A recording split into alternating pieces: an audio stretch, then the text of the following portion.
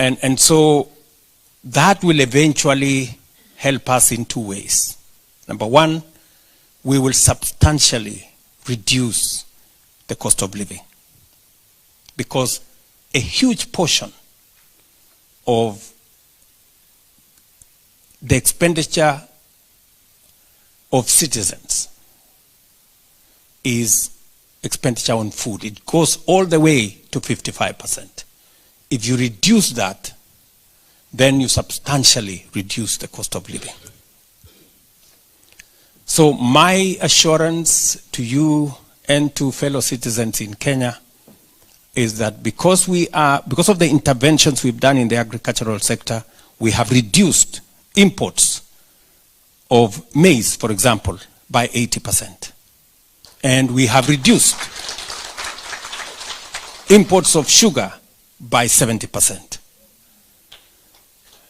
Let me tell you this.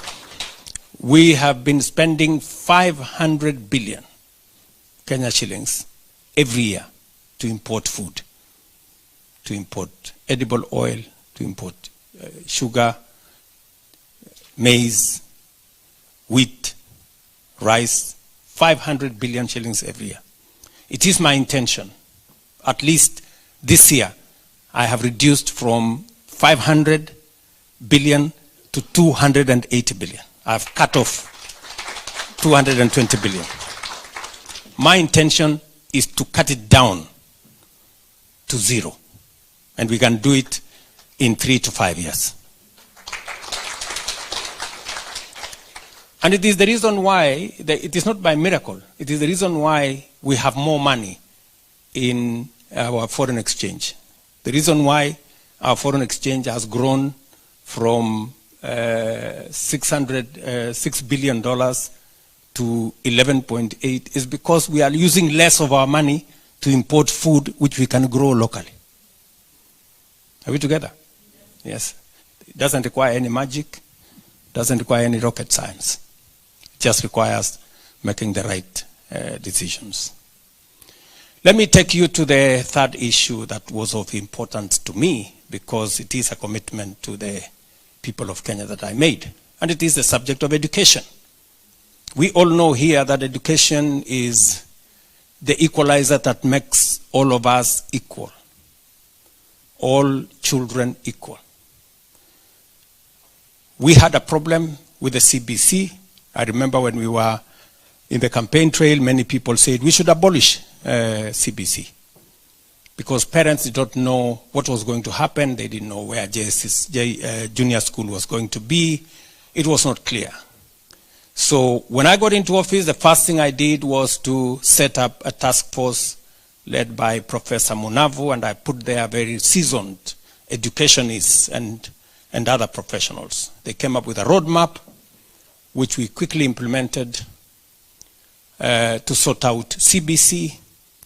We had huge problems with our university funding model. 23 universities were technically bankrupt. Many of them were paying half salary to their lecturers. You know that, cases of Egerton and many of the others. And we had very serious and acute shortage of teachers. So what has happened? Over the last 2.5 years, number one, we have hired 76,000 teachers. We are hiring another 24,000 teachers before January. So we will have 100,000 new teachers teaching our children. Number two, we have changed the funding model from being resources to the university. We now have a student-centered financing model that makes sure that we treat every student fairly, so that students from poor families can get up to 90% government scholarship, because it is necessary for us to make sure that every child has an equal chance to education and an equal chance at life. We have also expanded infrastructure, because there was clarity that Many of our schools did not have adequate classrooms. Many of them had never seen a laboratory. So we have put up 23,000 new classrooms. 1,600 new laboratories are being built from 1st of this month so that we can create sufficient infrastructure to give an equal chance to all our children to do their education. So in that space, again, you had, there was Kelele, because we said, you know, how do we, my child, I pay 200,000 every term in an academy, you know, but when I'm told, pay 50,000 a year, not a term, 50,000 a year for university, I have a problem with it. You know, because we have to live within our means. We couldn't afford to pay for all our children in university. So we had to reorganize that funding model, and that's why we made it student-centered. So a bit of Kelele here and there, but we have since stabilized it. I remember going to cooperative university in Karen. And I had a conversation with the Vice Chancellor, I think he's called Professor Kamau. So I asked him, Professor, I want a honest feedback. What is your feedback on the new funding model that we have, that is student-centered, and the other model? He told me, Mr. President, I will tell you 3 things. Number 1, I can pay all my lecturers on time. I can pay all my suppliers on time. And I can pay your taxes on time. But then he said that there is something you need to correct. There are some students that sometimes are put in the wrong band. So you need to make sure that the means testing instrument that places students in different categories is accurate. I told him, thank you very much, that is good feedback. So we are reworking the means testing instrument to make sure that it is much more accurate. So we have collected more data to make sure that when we place a student in a certain band, it is the correct band so that we don't disadvantage any student by putting them in the wrong band. I know it is, I know time is running, so I want to conclude by saying 2 final things. We also agreed, and you heard me speak about it, about health. And I did say, health is not a privilege for those who can afford. Health is a right for every Kenyan.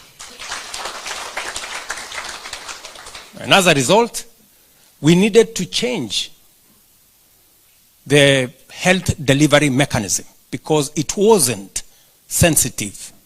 We had NHIF that did not quite reach out to people who did not either have a job. It was based on people who have a job and those who can afford. But everybody gets sick. It's not those who can afford and those who have a job. Everybody gets sick. And the Constitution, Section 43, says every Kenyan, mandates government, in fact, commands government to make sure that every Kenyan has access to health. You also know that universal health coverage has been a discussion we have had as a nation for many years. It was in the NASA manifesto, it was in the NAC manifesto, it was in the Jubilee manifesto. In fact, one of our big 4 in Jubilee was universal health coverage. In this election, it was in the Kenya Kwanza manifesto, it was in the Azimio manifesto. And somebody had to do something about it. And we've had too many false starts. Professor Anyang' Nyong'o tried it, it didn't work. You remember Ngilu tried it, it didn't work.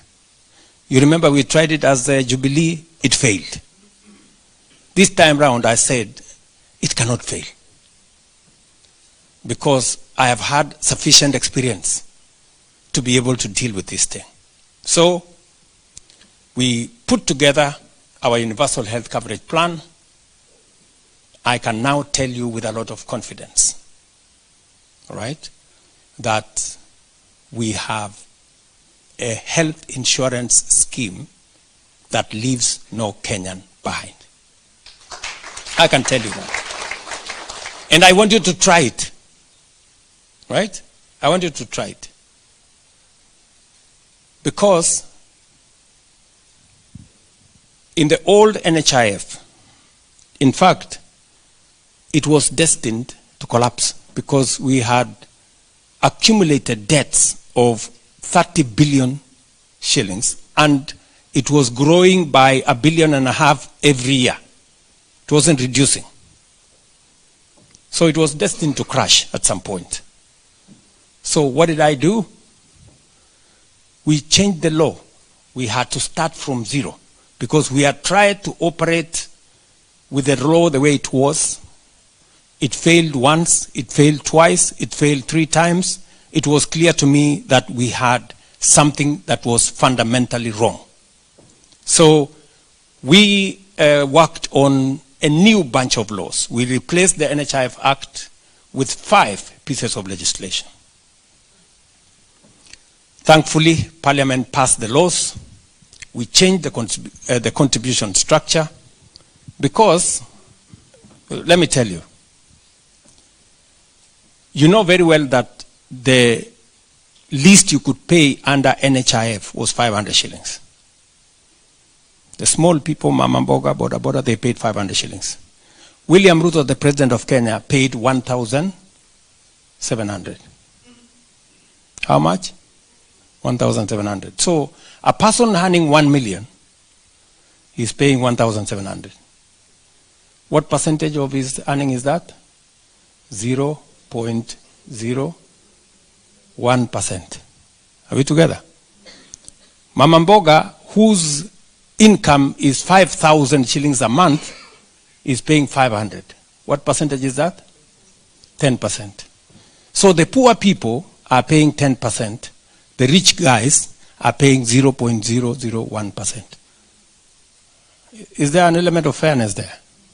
Even if you calculate it using what language? So we said, let's change the contribution structure. Let us make it uniform. Let us make it equitable. Today, the law demands that each and every one of us, from Mama Mboga to the president, pays 2.75% of their income to SHA for health insurance. The small people have come down from 10% to 2.75%. The big guys like myself and you guys seated here have come from down. We are now all of us at 2.75%. That's how I became Sakayo. Yeah? Because we wanted a fair. How will you argue? How will you argue with that? You know? So what has happened? I'm paying more. I think I pay now 50,000 a month from 1,700. Mama Mboga has come down from 500 to 300. Are we together? We're raising more money. We're actually raising 3 times more money than we were raising in NHIF. Are we together? And today, it is possible for Mama Mboga, who never imagined that they would go for surgery and they would not have to sell their land or their livestock to pay, that SHA today pays for citizens equally. And you will hear many stories of what SHA is doing. As I talk to you on a daily basis, people in the informal sector who never participated in NHIF, they are registering. 50,000 people are registering every day on SHA. We had 7 million people. Do you know how many people we have today on the platform? 24 million. How many? 24 million. That is how transformative it is. So, and by the way, people are registering voluntarily. Today, if you ask somebody to go to come and do a fundraising for you because you have a health bill, the first question they ask you, are you registered in SHA? Because they know if you are registered in SHA, at least a portion of your bill would have been settled. And if you are not, they will tell you, instead of us doing the Harambee, let me register you in SHA, wende upambane na mambo mbele. So, I can tell you it's not perfect, it's not 100% there, but I can tell you we are on course. And I am determined and I'm clear that it's going to work because we have applied our mind to it.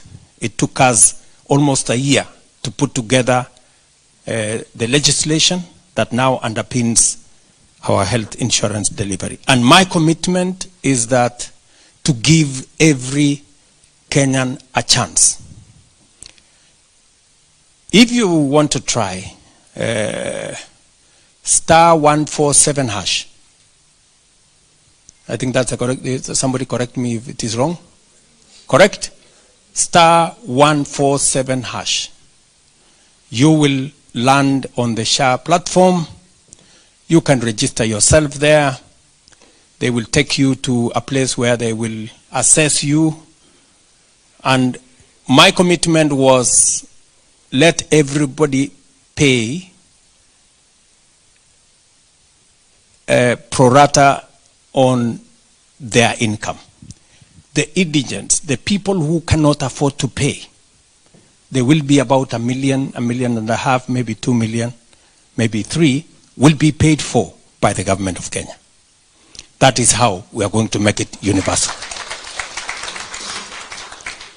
Are we together? That was my commitment on health, and I am very proud that we are all now moving in the right direction. The numbers speak for themselves. I get a report every evening because it is something that is so dear to me, and I see the numbers every day, and we keep correcting. We have closed down 1,000 fake hospitals, 1,000, and we are closing a few in the next coming days. Because there are still those who want to change. For example, somebody has gone there for an outpatient. They want to change it to be an inpatient so that they can claim more money. Those ones, we are going to shut them down. And we're going to make sure that the program is clean. What have we done? We deploy technology. Today, there are no exercise books. Whenever you went to hospital, you would carry a small slip, then the doctor writes something there, and then you go to the next place, and then we stop that. Now we have moved to a digital platform. Admissions are digital. Discharge is digital. Claims are digital. And we can track. That is why it is easy for us to discover who is doing what game. Just for you to understand the numbers, in the last 8 months, we have paid for treatment of 4.9 million Kenyans under SHA, and we have paid 53 billion Kenya shillings. By the end of the year, we will have paid something in the order of between 75 or 80 billion Kenya shillings for treatment. NHIF used to pay between 20 and 25 billion shillings every year. SHA is going to be paying 3 times because we have brought more people into the equation. It is no longer a preserve for those who can afford. It is now a right for every Kenyan. And that is my plan. Are we together? Finally, we all understand that we have a challenge of unemployment, and we have to do something about it. And jobs must be deliberate. You must have deliberate government policy on how to create jobs. Jobs will not happen. They have to be created deliberately. And that is why my good friend here, Hinga, was showing you the numbers.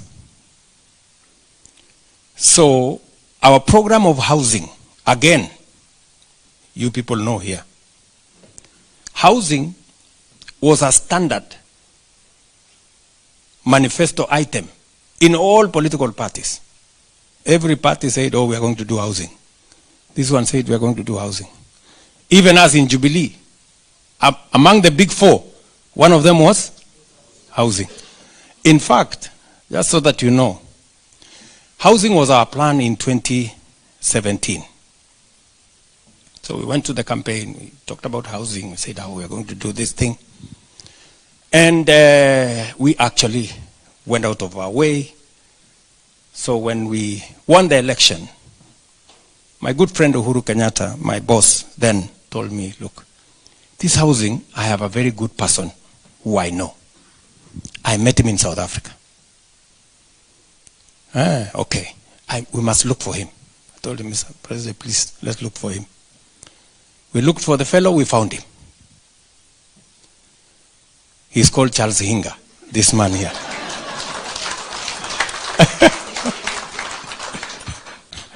This man was brought by President Uhuru. He told me, this man knows this thing. Okay, so we passed the law. 2018, we have put a levy. The levy was 1.5% levy. Okay, so we signed, Uhuru signs the law into, the bill into law, and the Kelele starts. You know, Kelele everywhere, you know. So my good friend Uhuru called me and said, William, I thought you have a house. I told him, I have a house. Okay. Okay. So this noise people are making around here, you know, if these people don't want these houses, let's forget about it. You know, we're not going to be building houses for ourselves. That's how the housing thing died. So the next celebration, he went and announced this housing thing is now voluntary. So nothing happened. So by God's grace, you know, Hinga did not leave. So I hung around, bahati mzuri nikakuwa rais. Bas. Na iko ile tumeweka kwa manifesto, I spoke about it everywhere. This housing thing. In every political meeting. So when we now reinstated the law, the members of parliament came to see me and said, oh, you know, this thing is so unpopular. We cannot do this thing. No, we cannot. So I asked them, friends, were we together in the campaign trail? Yes. Did we promise housing? Yes. How did you expect it to be done? Do you have a different plan of delivering this thing? No. So let's do the levy. We did the levy, and for your information, the levy in our manifesto in Kenya Kwanza did not even have a percentage. The levy that had a percentage was in the Azimio manifesto. The one Kinambadi and these other people. And Olekina there. Yeah? Was 1.5%. Sasa, these are the people now who call me Zakayo. Oh, unajua sasa huyu Zakayo amelete tax. Sijui nini. But, good people, it is not possible for us to borrow money to do housing. This is the instrument, and this is what other countries have done. Today, housing is transforming the landscape of Kenya. Believe you me, if you see what is happening to our towns, go to Mandera, go to Wajir, go to Mombasa, Kitui, Machakos, Nairobi, anywhere, Nakuru, Eldoret, Nanyuki, Kakamega, Homa Bay, Migori, everywhere. The largest housing estate today in every town in Kenya is our housing program.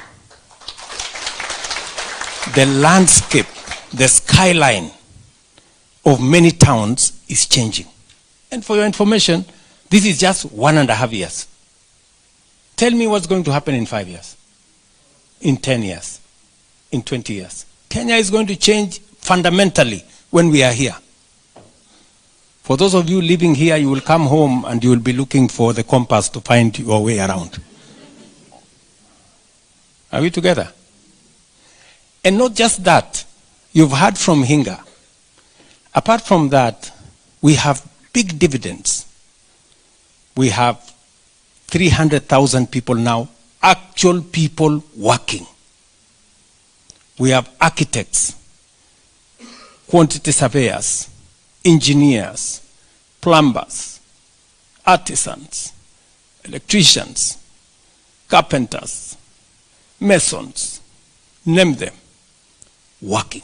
People who have gone to school, people who have certificates, people who have come from college, they are finally finding a place to do some formal work. Not just that, we have now whole construction industries developing to do doors, to do windows, to do hinges. And we are moving on now to tiles. Shortly we will be doing lifts. We already agreed that we work on companies that will now come and set up shop in Kenya to do lifts, and on and on. So a whole construction industry is developing in Kenya. We have a pipeline of 700,000 houses. You've seen the numbers here. And we are going to not only create jobs, not only create industries, but we are also going to have to get rid of the 7 million Kenyans who today live in slums.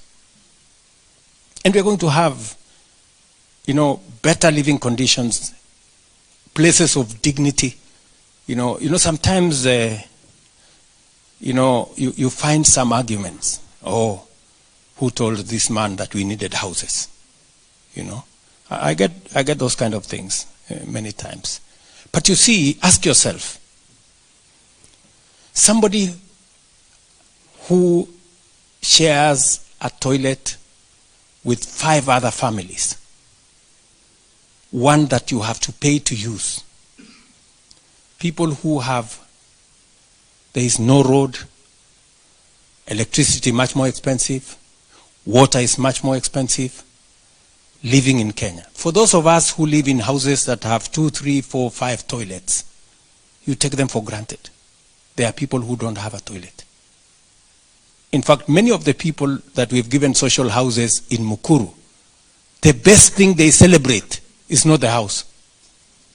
It is the fact that they have a toilet of their own. I mean, look at that. Look at that. That's how serious it is. And that is how so much of indignity that sometimes people live in, which we take for granted. And that is why we ask silly questions. Who told you we needed houses? At least for once. You should appreciate that there are people who need them more than you think.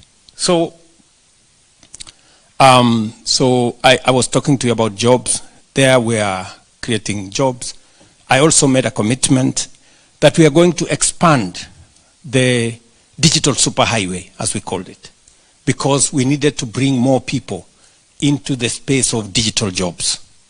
As you are aware, Kenya has the best human capital anywhere in the world. We speak the best English. I say we only speak, we are only second to the British. Yes. We speak the best English. Anywhere, ask any corporate, anywhere in the world, they will tell you Kenyans speak the best English. And we have the best education. And we are the least supervised when we are given a job. So we have the best human capital. And therefore, and we live in a global world. It is said, and statistics are there, that 40% of the world's workforce will come from Africa by 2050. We need to take the front, we need to step forward early. Are we together? And that is why Roslyn is here. The reason I asked this girl, my PS, and you guys asked me that you needed a diaspora ministry. We didn't get a diaspora ministry. I couldn't stretch it that far. But I got a state department dedicated to matters diaspora.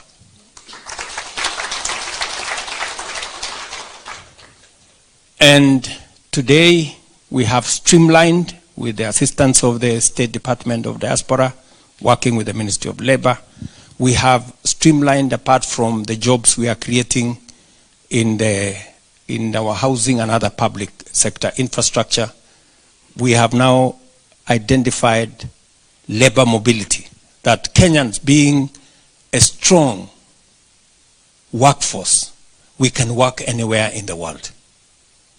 And we can work anywhere in this globe.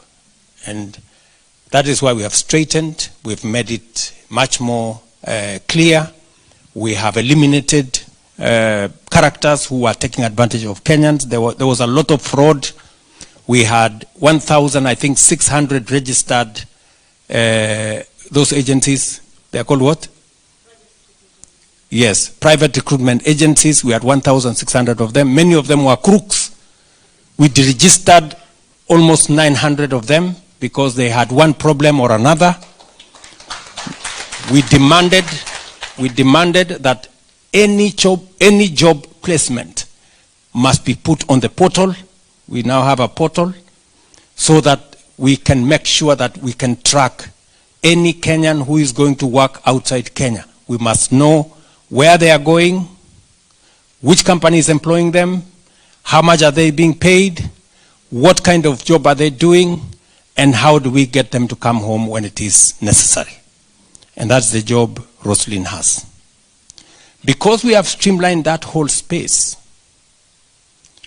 we now have a good record of Kenyans working abroad. In the last 2 years, ever since we streamlined that space, how many Kenyans have we placed there, Roslyn? 400,000 Kenyans. You know, when I say this, people cannot fathom. They can't believe it. But that's the reality. And the statistics are there. And for your information, our remittances from diaspora remittance has gone up from $4 billion in 2022. We are now at $4.95 billion. We have almost $1 billion more. That is 120 billion shillings more because of the more Kenyans that are now working outside Kenya. It is my intention to take that to not $5 billion, as you may be waiting, to $10 billion, and it is doable. It is also the reason why today we have more reserves, because we have more people working in that space. That's number 2. Number 3, finally. I could tell you number 4, number 5, and number 6, but let me leave it at number 3. We are expanding the space in our digital jobs ecosystem. We now have 185,000 people working on our digital jobs platform. From CCI, if you go to Ruiru, you will find 5,000 people working in one building at CCI. And you find many other smaller, including in our TVETs. There are many Kenyans now who are earning in dollars, working on the digital platform, because we have streamlined that space, and it's the reason why we are spreading fiber optic around Kenya. So you should just know that apart from sometimes the many insults in the social media, there are people who are using the internet to earn real money. Forget about the insults. Forget about the pornography and all the other things there. There are people who are using internet to earn money and to sustain their livelihoods and to sustain their families. And that is the space we are working. So we are deliberate about where we are creating jobs. I can tell you with confidence, we have 300,000 jobs in the housing sector. You can go and see it for yourself. We have 400,000 Kenyans who have gone out in the last 2 years. We can give you the statistics and their names. We can tell you with confidence that we have Kenyans working in the digital space. We know where they are. We know what they are doing. And we will continue to push that space. I do not wish to say more than that. I just wanted to let you know, because I know sometimes you're here and you get to read our newspapers. It is bad news from page 1 to the last page. Headline after headline, you will think home is burning. I want to tell you that